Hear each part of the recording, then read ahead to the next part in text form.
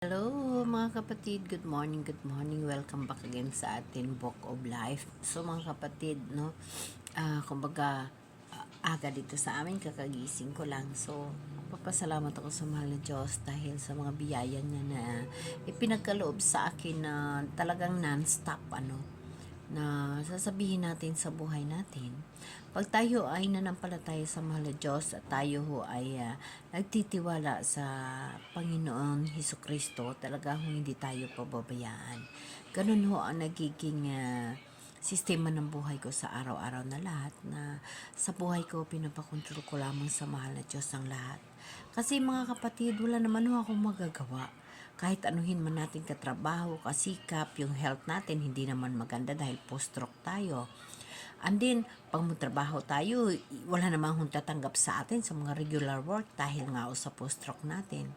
So, yung mga expenses, yung mga pangyayari sa buhay ko, lalo pang nadagdagan na dumating yung mga apo ko, kumbaga sa akin din iniwan, na hindi ko rin pwede pababayaan, no? Yun ang sinasabi na ang Mother's Day ko ay talagang feel ko yung pagkananay ko, no? Dahil sa mga anak natin. Yung mga bagay na hindi mo inaasahan, ngunit dapat mong tatanggapin na maluwag sa puso, na hindi ka magrereklamo, no?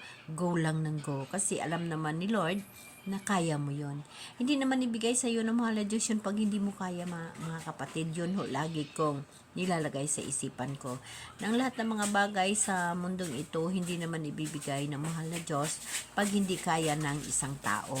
So mga kapatid, yun ho, nung nangyayari sa buhay natin araw-araw, na dapat lang natin tanggapin, dapat lang natin harapin, na walang reklamo, na walang tinatawag na walang pag-alinlangan, hindi reklamo sa kahit anong hirap. Kasi yun naman ang gusto ng mahal na Diyos Kasi alam naman natin na ang mahal na Diyos ay darating at babalik siya, no, sa second coming ni Jesus Christ. So, magiging siya yung kasama natin. At kumbaga mga kapatid, sa panampalataya ko sa buhay ko, talaga hong nagsisentro ako sa buhay ko, espirituhanon. Dahil na alam naman natin na pupunta naman talaga tayo lahat sa kamatayan Ngunit, mayroon ho tayo na buhay na walang hanggan. Ang buhay na kumbaga na yun na yung pangalawang buhay natin pag tayo ho ay magdinalagon. If we have we get a victory, no?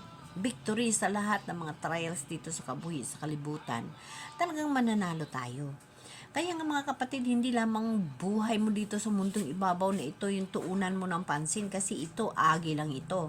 Lahat ho tayo mamamatay.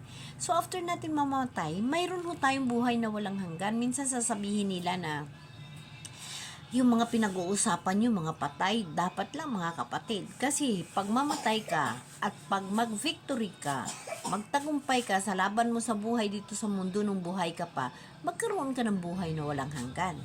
Huwag mong pag-uusapan yan. Pag mamatay ka at hindi ka handa sa pagbabalik na mahal na Diyos, di magkaroon ka ng second kamatayon. Kung nasarapan ka nga sa buhay mo ngayon, kahit nahihirapan ka, kasama mo mga anak mo, mga pamilya mo, makapunta ka sa kung saan-saan, ang ganda ng pakiramdam mo, kahit nahirap ka, kahit na wala kang pera. Hindi ka ba mangangarap sa bagong lupa at bagong langit? Nga, the same lamang yun. Ginswits lang ng mahal na Diyos. Dagat lang ang wala. At yun ang buhay na walang hanggan, buhay na napakasaya, buhay na inihanda ng mahal na Diyos sa buhay natin. Kaya mga kapatid, tuunan natin ng pansin ang espirituhano natin na buhay. Kasi espirituhano natin na buhay, yun ang pinaka-importante sa mundong ito. Dahil ang mundong ito, agi lang ito, mag-switch lang ito. Hindi naman ito i-repair lang ng mahal na Diyos. Talagang babaguhin niya, no? Babaguhin niya. Talagang overall baguhin niya, no? Kaya mga kapatid, ang mundo natin hindi lang ito i-repair. Switch ito, babaguhin ng mahal na Diyos. Amen? So paghahandaan natin ang pagbabalik ng ating mahal na Diyos, no? Na tayo ay magtagumpay at makasama natin si Jesus Christ sa buhay na walang hanggan. Amen? Amen.